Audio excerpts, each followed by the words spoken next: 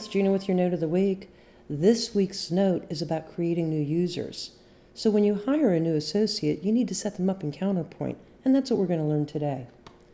From the main menu, Setup, System, Users. Now here's a blank user record. So the first thing you're going to type on that user line where the cursor's blinking is the associate's first name, or if you want to use numbers, that's fine. I'm going to use numbers. So my user number is going to be 12345, and this is what I'll need to type when I sign into Counterpoint on the user ID line. Next, I'm going to press Enter. Now, the easiest way to set up a new user is to copy from an existing user. So on this copy from user line, if you just go into the lookup here, and then just copy from another user, that way most of the work is done. The next thing you need to do is type the associate's name on the name line. So I'll just type my name, and I'll explain these other fields. Initials, this is strictly informational, it doesn't do anything, but it's a nice reference. If you did use a name for the user, the employee number line can be where the employee number is entered, but again, it's informational, it doesn't do anything. The same is true with department. Let's see, Gina's going to work in the purchasing department. Again, just informational. Work group. What store does this associate typically work at? You know, work group 1 represents store 1, work group 2 represents store 2, and on and on. If this person is a floater, they float between stores, you want to allow other work groups so they can sign into other stores and ring sales. Sales rep must be enabled in order for this user to ring a sale. It's one of 3 required fields in order for the associate to ring sales. Commission code, if you pay commissions, insert a commission code. You can just use your lookup to go ahead and insert that. I only have one. Valid buyer. If this person is going to be a buyer, enabling the valid buyer field will allow this associate to place their name on a purchasing document. Security code. This is the system security, and you can just go into your lookup and choose one of the security codes that's appropriate for that user. Require password change.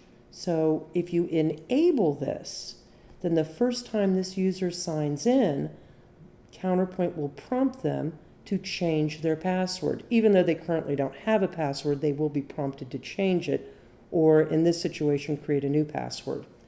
Now, if the associate is standing right in front of you, you can actually click on Set Password and have them type in their password and confirm their password. You should not do this for them because you're not supposed to know your associate's passwords. That's supposed to be a big secret. Over on the right, point of sale user must be enabled in order for this person to complete a sale.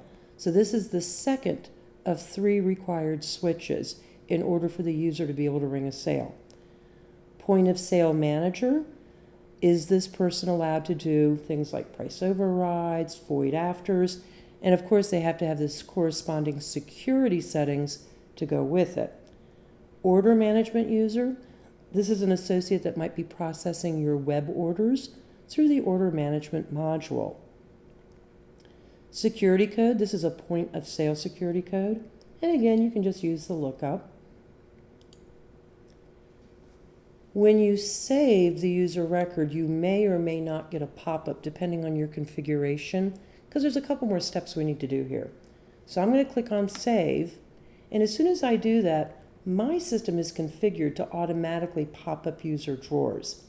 But if you don't get this pop-up, you can simply come down to user, well, let me get rid of that one. You can just simply come down to user drawers here.